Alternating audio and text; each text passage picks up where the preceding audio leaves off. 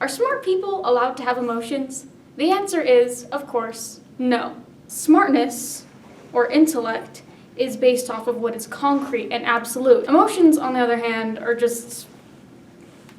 they're messy and they're wild and they're unpredictable and you can't rely on them at all. I'm not saying that emotions are bad, but I am saying that you are either an emotional person or you're a smart person. If you are an emotional person, this means you don't really have the capacity to think a whole lot. However, you are allowed to cry and feel super guilty and have insecurities because you are an emotional person. If you are a smart person or an intellectual, you are allowed to feel this bitter disgust for the world around you and how stupid it is, and that's it. If you disagree with anything I just said, good job, actually, because if you couldn't tell, everything I just said was absolute junk. It's not true. But unfortunately, it's junk that a lot of people seem to believe. I don't know where these ideas about intelligence and emotion being completely separate came from, but they're wrong. If you feel like you can't admit to anyone, including yourself, that you have emotion, I actually understand that.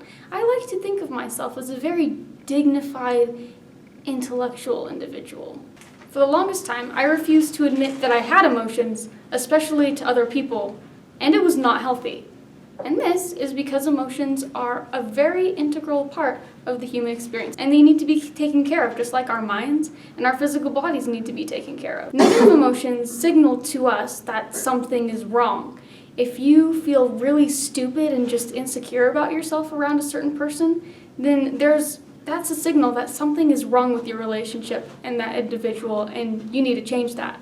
If you feel grief because your dog died, it means because you had a really strong emotional connection to your dog, and it's sad, and it's okay to feel sad. If you feel awful because you were just rejected by the love of your life, it's because you invested a lot of emotional energy into something that will never come to pass, and that's sad, and it's okay to feel sad. I'm going to rephrase what I said in a little bit more simple terms.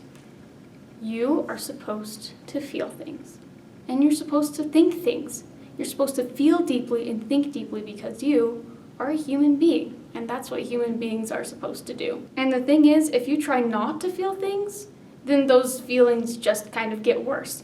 If someone comes up to you and asks if you're okay and you've just had a miserable day, don't tell them you're fine. You're not fine. You're feeling horrible, and you should at least acknowledge the fact that yeah, you're having a pretty awful day. If you just emerged from spending an hour in a room by yourself crying your eyes out and someone asks, if everything's all right, don't lie to them and tell them you had a really bad allergic reaction to someone's cologne. Yes, smart people have emotions. Don't forget that. And as a friendly reminder, there is a strong difference between this, and this.